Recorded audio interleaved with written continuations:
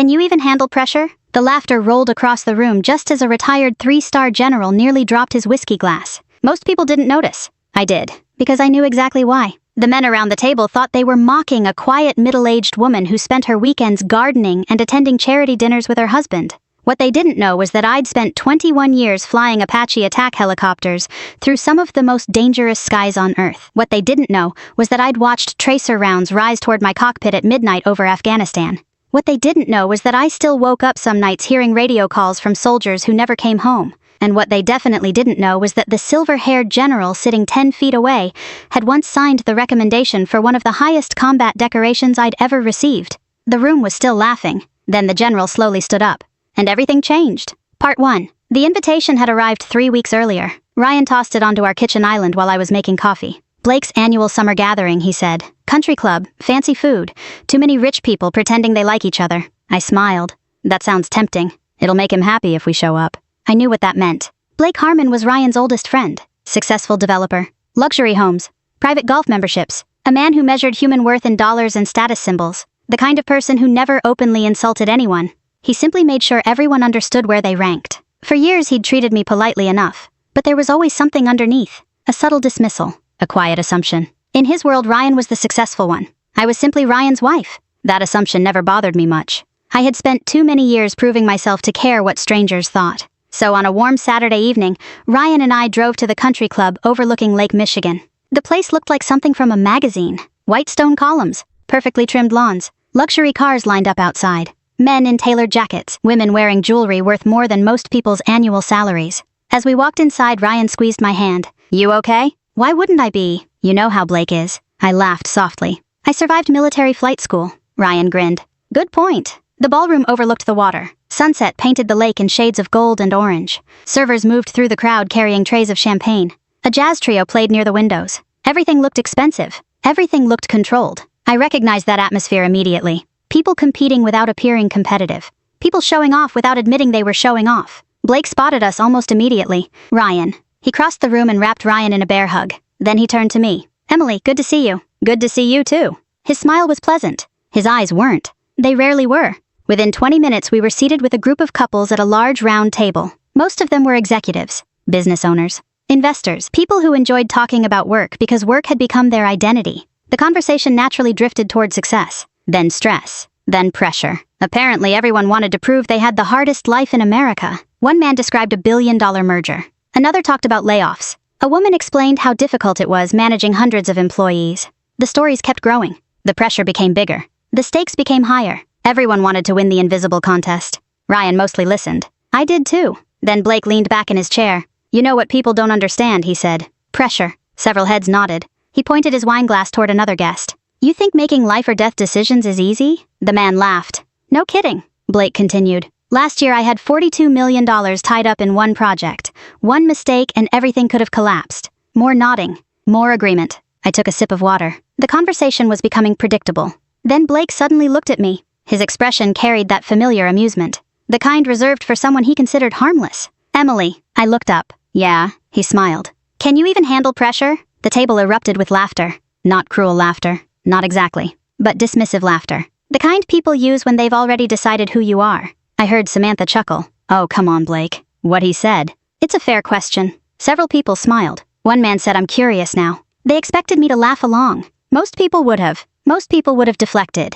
But I felt strangely calm. Maybe because I'd heard variations of that question my entire adult life. Maybe because people often underestimate quiet women. Or maybe because I noticed someone sitting across the room. An older man with silver hair. Sharp posture. Watchful eyes. General Robert Hayes. Retired. 3 stars. Former commander. One of the few people in the country who knew exactly what I'd experienced. Our eyes met briefly. Then I turned back toward Blake. I smiled. Only if it's less than flying an Apache through enemy fire. For half a second silence hovered over the table. Then everyone laughed even harder. A few people nearly spilled their drinks. Samantha shook her head. Oh, that's a good one. Someone else grinned. See, that's the spirit. They thought I was joking. Every single one of them. Except one. Across the room, General Hayes froze.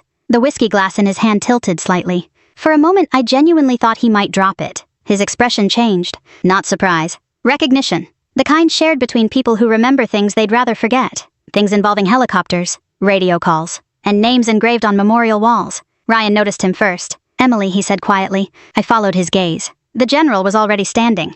My stomach tightened, not from fear, from uncertainty. I hadn't seen him in almost 6 years, not since a ceremony in Washington. Not since retirement had finally taken him away from military life. The room gradually quieted as he approached. People recognized him immediately. A retired 3-star general tends to command attention without trying. Blake straightened in his chair. Several guests smiled nervously. General Hayes stopped beside our table. His eyes settled on me. For a second, neither of us spoke. Then his face softened into a smile. Colonel Carter. The room went completely silent. I slowly stood. General. He extended his hand. I shook it. It's been a long time. Too long, he said. Nobody at the table moved. Nobody spoke. I could almost hear people trying to process what they'd just heard. Colonel. Not Mrs. Carter. Not Ryan's wife. Colonel. General Hayes glanced around the table, then back at me, and I realized something immediately. He knew exactly what had happened before he walked over. He had heard the laughter. He had heard Blake's question, and he knew precisely why the answer had nearly made him drop his glass. Because unlike everyone else in that room, he knew who they were really mocking. Part 2. For several seconds after General Hayes called me Colonel Carter, nobody at the table seemed capable of speaking. The silence felt almost physical, not hostile, not uncomfortable, just stunned.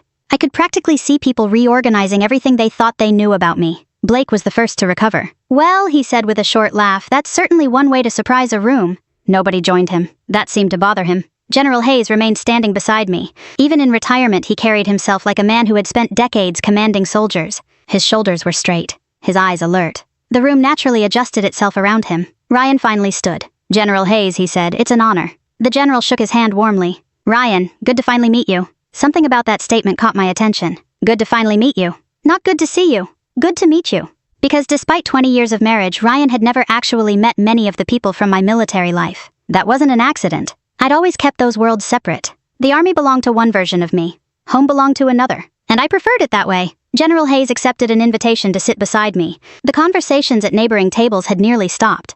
People were pretending not to watch. Nobody was fooling anyone. The entire room was watching. Blake forced another smile. So Emily's a colonel. That's right, Hayes said. His tone remained pleasant. Has been for a while. A while, Samantha asked. How long? Several years. The silence returned. I focused on my water glass. Part of me wanted the conversation to move on. The other part knew that wasn't going to happen. Not anymore. One of the guests leaned forward. You flew helicopters. I nodded. Apache attack helicopters. His eyebrows rose. Seriously? Seriously. Combat. Yes. A woman across the table stared at me. You never mentioned that. I smiled. You never asked. A few nervous laughs followed. General Hayes looked amused. Ryan glanced toward me. There was no accusation in his eyes, just curiosity. A curiosity I had seen growing throughout the evening. The truth was simple. Most military spouses know more about deployments than civilians. But they still don't know everything. There are stories that stay behind locked doors. Not because they're classified, because they're heavy. Because some memories become easier to carry when you stop talking about them. Blake swirled his wine. So how does someone go from flying attack helicopters to sitting quietly at charity dinners? Life changes. That seems like an understatement. General Hayes chuckled. You have no idea. I shot him a warning look. He ignored it. The old man had always enjoyed making me uncomfortable, not maliciously. Like a proud grandfather who knew exactly how to embarrass you. Emily was one of the best officers I ever worked with, he said.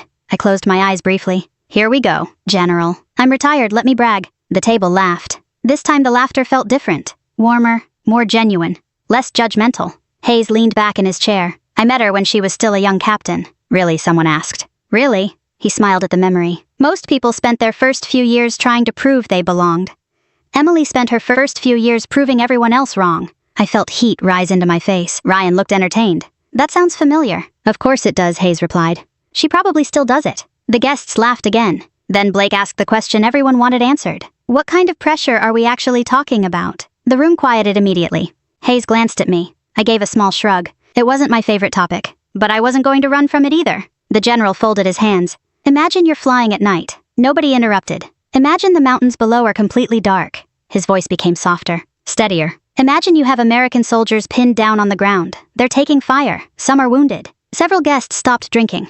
Now imagine every decision you make in the next 10 minutes determines whether those soldiers see their families again. Nobody moved. Nobody smiled. The atmosphere had changed entirely, Hayes continued. That's pressure. The words landed heavily. Across the table, Samantha stared at her wine glass. The earlier amusement had disappeared. Ryan remained silent, listening, really listening, for perhaps the first time. One of the men cleared his throat. How often did that happen? I answered before Hayes could. More than I'd like. Nobody laughed this time. The conversation slowly shifted. Questions replaced assumptions. People wanted to know where I'd served, how long I'd flown, what deployment was like. Most of the questions were respectful. Some were awkward. A few were surprisingly thoughtful. As the evening continued, I noticed something strange. The room no longer saw me as decoration, or as Ryan's wife, or as an accessory to someone else's success. For the first time, they were seeing me directly. Not through their assumptions, not through stereotypes, me. And oddly enough, that made me uncomfortable. Because recognition can be harder than invisibility, especially when you've spent years avoiding attention. At one point, Ryan quietly leaned toward me. Why didn't you tell me about some of this? The question wasn't angry. It wasn't resentful. It was honest. I looked toward the lake beyond the windows. The last sunlight had disappeared. Dark water stretched into the distance. I didn't know how. His expression softened. You could have tried. I nodded slowly. Maybe he was right. Maybe I'd spent so many years protecting people from my experiences that I'd accidentally built walls instead. Walls become habits. And habits become distance. The realization stayed with me. Later, dessert arrived. Conversations resumed around the room. The atmosphere relaxed. But Blake seemed restless. Every compliment directed toward me appeared to irritate him. Not openly, subtly. The way a man reacts when reality refuses to match the story he created. Finally, he set down his fork. Look, he said. I'm not trying to be disrespectful. The statement guaranteed disrespect was coming. I just think military people sometimes exaggerate things. The table froze. Ryan immediately frowned. Blake. What? No, say it, I replied calmly. He looked surprised. I'm just saying that civilians deal with pressure too. Of course they do. That wasn't the impression I got. General Hayes slowly set down his coffee cup. The tiny sound echoed louder than it should have. Blake continued. My company employs hundreds of people. That's important, I said. I know it is. Families depend on me. Yes. And if I fail, people get hurt. I nodded. They do. He seemed frustrated by my agreement. Perhaps he wanted an argument. Instead, he found understanding. The truth was that pressure isn't a competition. Everyone carries something. Some burdens are visible. Others aren't. But General Hayes wasn't interested in philosophical discussions. He leaned forward slightly. His voice remained calm. Almost gentle. Blake. Yeah, the pressure you carry is real. Blake relaxed. Then Hayes finished. But the pressure Emily carried in 1 hour over Afghanistan was probably greater than what most people experience in an entire year. The room became silent once more. Not because anyone wanted to embarrass Blake. Because everyone knew the general believed every word. And because suddenly nobody doubted him. I watched Blake's expression shift. For the first time all evening, uncertainty appeared. A crack in the confidence. A question forming behind his eyes. Who exactly is this woman? That question would haunt him long after the party ended. And before the night was over, he would start looking for answers. Part 3. The party ended just after 10. Ryan and I drove home in near silence. Not an uncomfortable silence. A thoughtful one. The kind that settles between two people when something important has shifted and neither person has figured out exactly what it means yet. The city lights reflected across the windshield as we headed north. Ryan kept both hands on the steering wheel. Twice he looked like he wanted to say something. Twice he changed his mind. Finally, about 20 minutes into the drive, he spoke. Colonel, I laughed. Don't start. I married you 20 years ago. You did. And somehow I spent tonight discovering things about you that feel like they belong in a movie. Most of it isn't that exciting. That is objectively false. I smiled despite myself. For a few moments, neither of us spoke again. Then Ryan said something unexpected. You know what bothered me most? I turned toward him. What? That everyone else seemed to know pieces of your story that I didn't. The words weren't accusatory. That made them harder to hear. I looked out the passenger window. Streetlights drifted by. You know the important parts. Do I? The question stayed with me long after we reached home. Because I wasn't sure anymore. For years I'd convinced myself that protecting Ryan from certain memories was an act of love. Maybe sometimes it had been. Maybe sometimes it had simply been easier. The next morning I woke before sunrise. Old habits, military habits. The kind that never fully disappear. I brewed coffee and sat on our back porch. The neighborhood was quiet. Birds moved through the trees. For the first time in weeks I felt peaceful. That peace lasted exactly 3 hours. At 10 in the morning my phone rang. General Hayes. I answered. Morning, General. You survived. Barely. He laughed. Blake looked like somebody told him Santa Claus wasn't real. I nearly spit out my coffee. That bad? Worse. The old general sounded amused. Then his tone shifted. He's digging. I sighed. Of course he was. What kind of digging? The kind wealthy men do when they don't like being surprised. That didn't concern me much. Most of my military career wasn't secret. Some details remained classified. Most didn't. Anyone willing to spend enough time searching could find pieces of it. Award citations, promotion announcements, official photographs, public records. The Army had documented enough of my life already. Let him look, I said. I figured you'd say that. After we hung up, I thought the matter would disappear. It didn't. Over the following week, Blake became obsessed. I learned that later. At the time, I only noticed small things. Questions from mutual friends, odd messages, people reaching out unexpectedly. One afternoon Samantha called. That alone was unusual. We had never been close. Friendly, not close. After several minutes of awkward conversation, she finally admitted the reason for the call. Blake's been researching you. I laughed. Researching me. That's putting it nicely. Apparently Blake had spent days searching military databases, news archives, Pentagon releases, and public records. He wanted proof. Proof that Hayes had exaggerated. Proof that the stories were inflated. Proof that reality matched his assumptions. Instead, he kept finding the opposite. Every search opened another door. Every door revealed something he hadn't expected. An award citation, a deployment record, a leadership position, a commendation, a photograph, a newspaper article. The more he looked, the worse it became, because none of it fit the image he'd created. The image of Ryan's quiet wife. A week later, Ryan and I attended another charity event. Smaller, less formal. Halfway through the evening, Blake approached me. For once, he looked uncertain. That alone felt remarkable. Can I ask you something? Sure. Did you really command an Apache unit? Yes. How many aircraft? Depends on the deployment. His eyes narrowed. You actually led missions? Yes. The answer seemed to frustrate him, as though he wanted complexity, some hidden catch, a technicality. Instead, he kept encountering facts. Simple facts. Eventually, he shook his head. I don't get it. What don't you get? You don't act like someone who's done all this. I smiled. What's that supposed to mean? He hesitated, then answered honestly. Most people would have told everyone. That answer surprised me. Not because it was rude, because it was revealing. It explained everything. The assumptions, the jokes, the dismissiveness. In Blake's world, achievements existed to be displayed, to be advertised, to establish status, to prove value. The idea that someone could accomplish extraordinary things and then remain quiet about them simply didn't make sense. Before I could respond, another voice interrupted. General Hayes. I can explain that. Neither of us had seen him approach. He carried a glass of iced tea and looked entirely too pleased with himself. Blake sighed. Oh, great. Hayes sat down. Let me tell you a story. I immediately knew where this was going, and I hated it already. The general ignored my expression. About 12 years ago, we were supporting a special operations team. Blake leaned forward. So did several nearby guests. Hayes continued. The mission went sideways. The room seemed quieter suddenly, even though nobody else knew what story was coming. Bad weather, enemy fire, communication problems. He paused. The worst combination. I stared at the floor, because I remembered every second.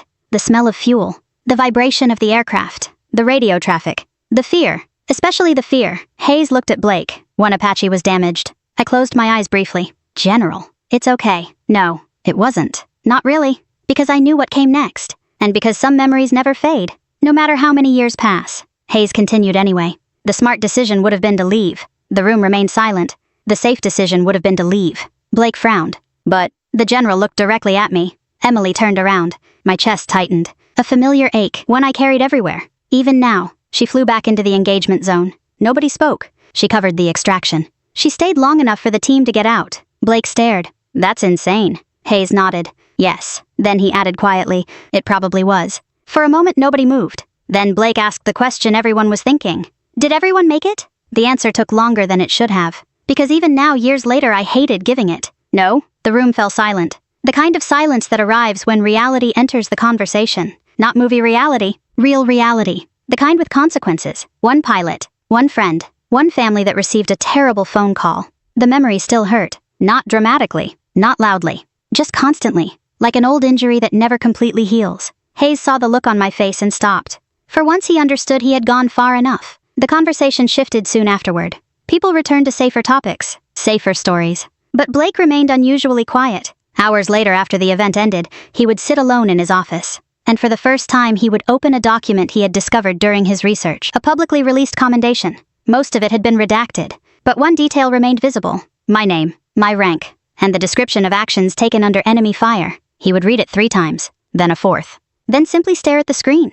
Because finally, after weeks of searching, he would understand something. I had never exaggerated. Not once. And suddenly the joke he'd made at the country club no longer seemed funny. Part 4. 3 weeks after the country club dinner, Blake Harmon stopped laughing. Nobody announced it. Nobody celebrated it. The change simply happened. The man who once filled every room with confidence suddenly became quieter, more distracted, more tense. At first, most people blamed work. That wasn't unusual. Blake's company managed several large commercial construction projects across Illinois and Wisconsin. Delays happened. Budget overruns happened. Investors complained. Contractors missed deadlines. Pressure came with the territory. Normally, Blake thrived in that environment. This time was different. One Friday afternoon, Ryan came home looking concerned. I was trimming roses in the backyard when he walked through the gate. You busy? Not particularly. He loosened his tie. Blake's in trouble. I straightened. What kind of trouble? Big trouble. That answer covered very little. Ryan sat down on a patio chair. For a moment he looked far older than 46. His waterfront development is falling apart.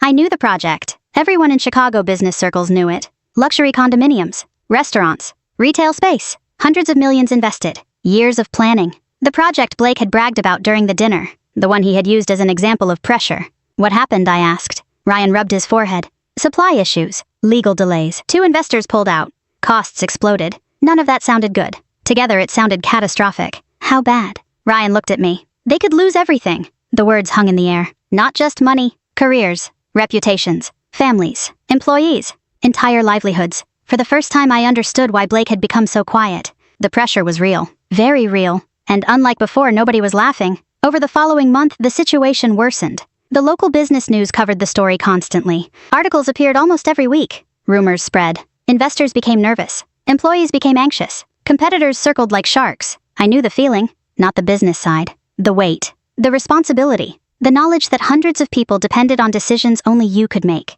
That burden feels remarkably similar whether you're sitting in a boardroom or inside a combat aircraft. One evening, Ryan came into the kitchen while I was making dinner. He wants to talk to you. I looked up. Who? Blake. That surprised me enough to stop chopping vegetables. About what? Ryan laughed. He didn't say. That means he absolutely said. Ryan grinned. Okay. He asked how someone stays calm when everything is falling apart. I stared at him. Seriously. For several seconds, neither of us spoke. Then I shook my head. That's unexpected. You have no idea. A few days later, Blake called personally. His voice sounded different. Less polished. Less certain. More human. We agreed to meet at a small coffee shop near the lake, the kind of place nobody from his social circle would normally choose. When I arrived, he was already there. No expensive suit. No designer watch. No audience. Just Blake. He looked exhausted. Dark circles under his eyes, shoulders slightly slumped. The confidence that once filled every room seemed noticeably absent. I sat across from him. Rough week. He laughed quietly. Try rough year. For a few moments, neither of us spoke. Then he surprised me. I'm sorry. The words came out awkwardly. Almost painful. I believed them immediately. Because pride hates apologies. And Blake had always possessed plenty of pride. For what I asked. He looked down at his coffee. The jokes. The assumptions. The country club. I remained silent. He continued. I thought I knew exactly who you were. I smiled faintly. Most people do. No, he shook his head. I mean, I actually thought I knew. The distinction mattered. I understood that. Blake leaned back in his chair. You know what's funny? What? For years I believed pressure was mostly about money. His laugh carried no humor. Turns out that's a pretty small worldview. I studied him carefully. This wasn't the same man from the dinner party. The arrogance hadn't disappeared completely. People rarely change that fast. But something had cracked. Something important. The illusion of certainty. And once certainty breaks, growth becomes possible. Eventually he asked the question Ryan had predicted. How do you do it? Do what? Handle pressure. There it was. The same question. But this time it wasn't a joke. It wasn't mockery. It was genuine. I considered the answer carefully. Because the truth wasn't simple. People often imagine courage as fearlessness. It isn't. Courage is functioning while afraid.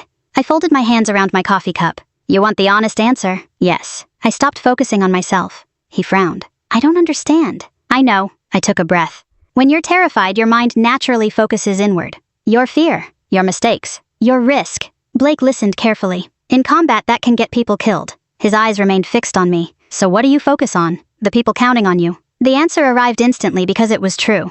Always true. The soldiers on the ground. The crew beside you. The people who need you to stay functional. I shrugged. The mission becomes bigger than the fear. For several seconds, Blake said nothing. Then he nodded slowly. Almost as if a puzzle piece had finally fallen into place. I've been doing the opposite. Probably. His laugh returned. This time genuine. That's annoying. Growth usually is. For the first time all afternoon he smiled. A real smile. Not the polished version he showed investors. The human version.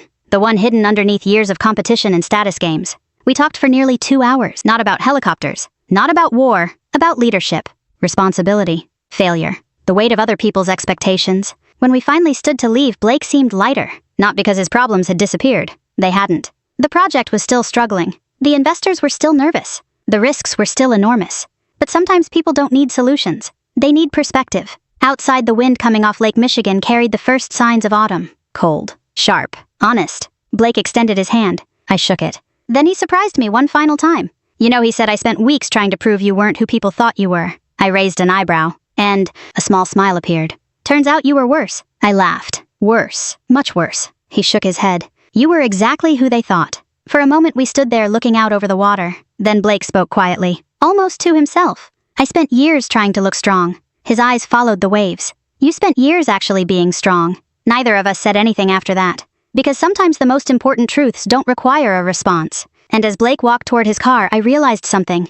The revenge I'd imagined after that dinner never happened. There was no public humiliation, no dramatic confrontation, no moment where I got even. Instead, life had delivered something far more meaningful. Understanding. And for the first time since that night at the country club, Blake finally understood exactly what he had mocked. Part 5. A year later, I found myself standing backstage at a veterans fundraising gala, adjusting the sleeve of a navy blue dress, and wondering how I had ended up here. The ballroom beyond the curtain held nearly 500 people. Veterans, military families, business leaders, community volunteers, local officials, a few active duty service members, and somewhere out there Ryan was sitting in the front row. General Hayes was there too. Of course he was. The man treated retirement like a minor inconvenience. The event coordinator stepped beside me. You ready? I smiled. No, she laughed. Good, that usually means you'll do great. I wasn't so sure. Flying through enemy fire had always felt easier than speaking to large crowds. Helicopters made sense. People were complicated. As I waited for my turn, I glanced through a gap in the curtain. The room glowed with warm light. Conversations filled the air. Servers moved between tables. Laughter drifted across the ballroom. Then I noticed someone unexpected. Blake. He was seated near the front beside Samantha. For a moment I simply stared. Over the past year, we had become something I never would have predicted. Friends wasn't quite the right word, but no longer strangers. No longer opponents. Something in between. His company had survived. Not easily, not quickly. But it survived. The project eventually moved forward. Smaller than originally planned. Less profitable, yet successful. And according to Ryan, Blake had changed. Not completely. People rarely do, but enough. Enough to matter. The lights dimmed. The evening program began. Several speakers took the stage before me. A wounded veteran, a military spouse, a young Marine transitioning into civilian life. Their stories mattered far more than mine, which made me wonder why I had agreed to speak at all. Then General Hayes took the podium. The audience immediately quieted. The old man still commanded a room effortlessly. After a brief introduction, he smiled. A dangerous sign. I knew that smile. It meant trouble. Tonight he said I'd like to introduce someone who spent most of her career avoiding attention. The audience chuckled. She won't appreciate me saying this. More laughter. She certainly won't appreciate what I'm about to say next. I closed my eyes. Ryan was probably enjoying this. General Hayes continued. Leadership isn't rank. It's not medals. It's not titles. Leadership is carrying responsibility when nobody is watching. The room grew quiet. And few people I've known carried responsibility better than Colonel Emily Carter. Applause filled the ballroom. The general stepped aside. My turn. I walked toward the stage. The applause continued. For a brief moment, the sound reminded me of military ceremonies, promotion days, change of command events, retirement celebrations, moments when everyone applauded while privately wondering if they deserved it. I reached the podium. The applause faded. Hundreds of faces looked back at me, waiting, expecting, trusting. Oddly enough, that felt familiar. Not because of public speaking, because responsibility always feels the same. Whether you're standing on a stage or sitting in a cockpit. I looked across the room. Ryan smiled. General Hayes folded his arms proudly. Then I began. I spent 21 years flying Apache helicopters. A few heads nodded. But that's not actually what this story is about. The audience listened. People often assume military service teaches courage. I paused. In my experience, that's only partially true. The room remained silent. What military service really teaches is responsibility. I told them about young soldiers. Not names. Just stories. The medic who ran toward danger instead of away from it. The crew chief who stayed calm when everyone else panicked. The families waiting at home. The people who carried burdens without recognition. The people who never appeared in headlines. The audience listened carefully. Some nodded. Some wiped away tears, because most Americans understand service, especially older Americans. Many have lived close enough to sacrifice to recognize it. Then I shared something I rarely admitted aloud. There were days I was afraid. The confession surprised some people. I could see it. Heroes aren't supposed to say things like that. But heroes are human. Always human. I was afraid more often than most people realize. The room remained completely still. The difference wasn't courage. It was responsibility. I looked around the ballroom. When people depend on you, fear becomes secondary. The words carried me back through decades. Deployments, training, losses, victories, friends, memories, the entire journey. And suddenly I realized something. The lesson wasn't military at all. It was universal. Parents understand it. Teachers understand it. Doctors understand it. Business owners understand it. Grandparents understand it. Anyone who has ever put someone else's needs ahead of their own understands it. The audience applauded when I finished. Not loudly at first, then louder. Then everyone stood. A standing ovation. I stood there awkwardly wishing for an Apache cockpit. Some things never change. Afterward, guests mingled throughout the ballroom. Conversations filled every corner.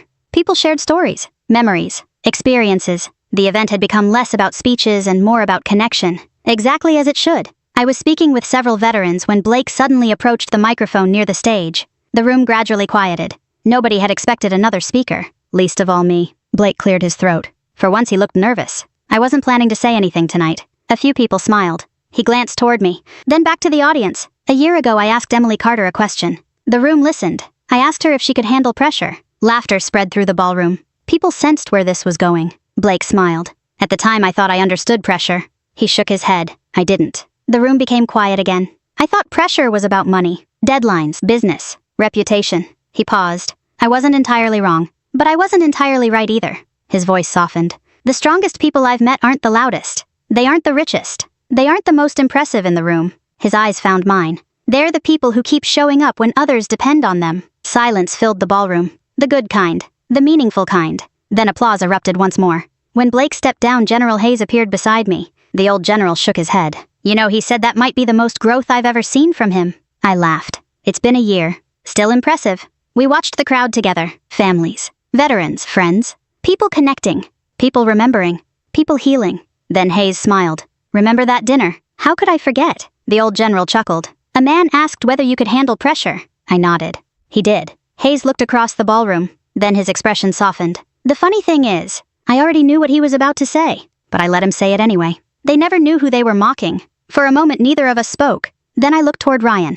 My husband smiled and raised his glass. 20 years together. And somehow we understood each other better now than we had a year ago. Not because anything magical happened. Because truth finally had room to breathe. And standing there surrounded by people who had learned, grown, forgiven, and changed, I realized something important. The best revenge isn't humiliation. It isn't proving someone wrong. It isn't making them suffer. The best revenge is becoming impossible to misunderstand. It's living your life with such integrity that eventually the truth speaks for itself. And when it does, even the people who once doubted you are forced to see who you really are. If this story touched your heart, I'd love to hear your thoughts. Have you ever been underestimated by someone who never took the time to know the real you? Leave a comment below and share your story. And wherever you're watching from tonight, let us know. We read every comment and love hearing from this incredible community. If you enjoy stories about resilience, dignity, family, and second chances, don't forget to subscribe so you never miss another journey like this one.